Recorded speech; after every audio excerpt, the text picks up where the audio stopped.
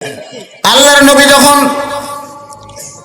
রুকু থেকে মাথা তুললেন, সামি আল্লাহু লিমান হামিদা, সঙ্গে সঙ্গে সাহাবীরা বললেন রব্বানা লাকাল হামদ। হঠাৎ একজন সাহাবী বললেন হামদান কাসীরান তাইয়িবান মুবারাকান ফীহি। হঠাৎ বেশি কইছে। সমস্ত সাহাবীরা নামাজের মধ্যে চিন্তা পড়ে গেল, কিন্তু এটা তো নবী আমাদের শিক্ষা দেয়নি, এরকম আমাদের চর্চাও নাই। এই বেটা আবার কোথায় পাইল রে? কোথায় পাইল? নামাজ শেষ করার পর আল্লাহ নবী বললেন এই অতিরিক্ত কথাগুলো কে বলেছো? সাহাবী বলতেছে ইয়া রাসূলুল্লাহ, আমি কি ভুল করেছি? আল্লাহর নবী বললেন তোমরা দেখতে পাও না, কিন্তু আল্লাহ পাক আমারে দেখাইছে যে বান্দা অতিরিক্ত আল্লাহর প্রশংসা করেছে, আল্লাহ তার জন্য এত খুশি, কবে মরে সে কবরে যাবে এখন থেকেই আল্লাহ তার জন্য জান্নাতের দরজা খুলে দিয়েছে। তাহলে প্রশংসা কম না বেশি? লাইন শাকারতুম লাযীদান্নাকুম, যত বেশি আল্লাহর শুকর আদায় করবেন আল্লাহ তত নিয়ামত আমাদের বাড়ায় দিবে। এই সুবহানাল্লাহ, এটাও কিন্তু আল্লাহর প্রশংসা। আপনারা অনেকে করলেন, অনেকে করলেন। আপনি ইচ্ছা করে না অনিচ্ছা করে যেভাবেই হোক আপনি সুবহানাল্লাহ যদি মুখ দিয়ে বের করে দেন, ইচ্ছা অনিচ্ছা যেভাবেই হোক, সঙ্গে সঙ্গে আপনার নামে, আপনার কি নাম যে সুবহানাল্লাহ বলো, তার একটা নাম আছে না? কথা মানে আছে না নাই? তার নামে আল্লাহ একটা জান্নাতে গাছ লাগায়।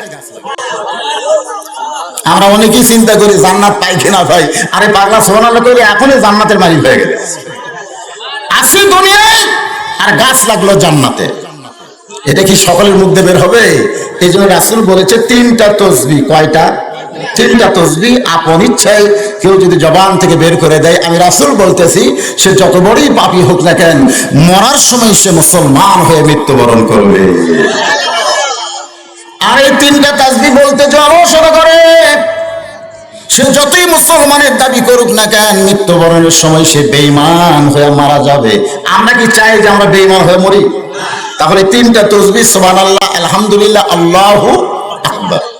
আল্লাহু আকবার অবশ্য এখন মানুষ কোন খবর চাচ্ছে নাকি?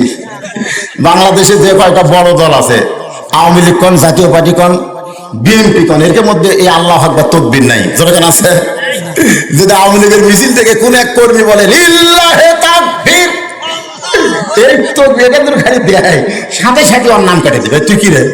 তুই কোন দল করিস আর কোন দলে তাকবীর দিলি? আচ্ছা, তাকবীর কি কোনো দলে? তাকবীর হলো মুসলমানের।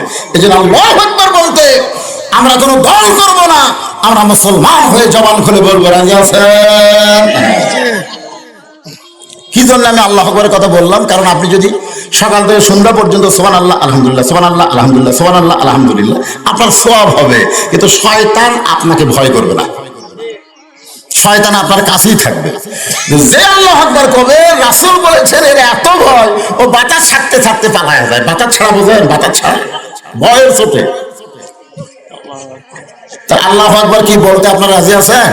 হ্যাঁ, মাঝে মধ্যে যখন কোরআন তেলাওয়াত হবে, কোরআনের কথা হবে, তখন মাঝে মাঝে আল্লাহু আকবার বলবেন ইনশাআল্লাহ। আসে আল্লাহর প্রশংসার সঙ্গে সঙ্গে আমরা নবীর প্রতি আর একবার দরুদ পড়ছি। কেন পড়ব? নিদানে আখেরাতে তরাইতে পৌঁছে রাতে, কান্ডারে হইয়া নবী পার করিবেন সেই ধর তরণী। নবী মোর পরশমণি, নবী মোর সোনার খনি, নবী নাম ভাবে যেজন ভাবে। আবার গান করেন আব্দুল আলী বিন মুসলিম, নাম জপে যেজন। সকাল থেকে সন্ধ্যা পর্যন্ত কেউ যদি নবী নবী নবী নবী জিকির করে, আল্লাহ তার আমল নামায় একটা সওয়াব দিবে না। কারণ নবী নাম ভাবতে হবে, কলিজার মহব্বত করতে হবে, একমাত্র জপতে হবে আমার আল্লাহকে। আল্লাহ ছাড়া অন্য কারো নামে জিকির করা যাবে? কথা কর না কেন?